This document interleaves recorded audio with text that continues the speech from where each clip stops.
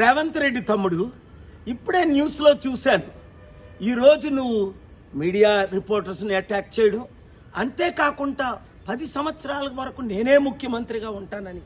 ఇప్పుడు మార్చి 15, కనీసం తాగడానికి మంచినీళ్ళు లేవు అమీర్పేటలో. మాకు ట్యాంకర్ని తెప్పించుకుంటున్నాం. 1,20,00,000 మంది హైదరాబాద్, సికింద్రాబాద్లో, 4 కోట్ల మంది తెలంగాణలో మంచినీళ్ళు లేని మార్చిలోనే లేవంటే మరి ఏప్రిల్, మే, జూన్లో ఎలాగుంటాయి? ఒక్కసారి ఆలోచించు.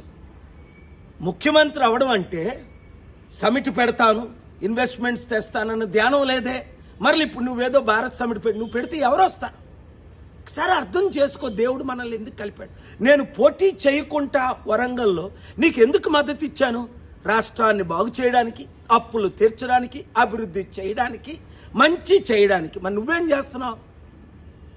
బీజేపీ వాళ్ళు గెలిపిస్తున్నావు. అలాగే రాహుల్ గాంధీకి, కాంగ్రెస్కి మూటలు మోస్తున్నావు అని అందరూ చెప్తున్నారు. ఇప్పుడు దోచుకోవడం, దాచుకోవడం, పంచిపెట్టడమేనా, లేదా ప్రజల మీద ధ్యానం ఉందా?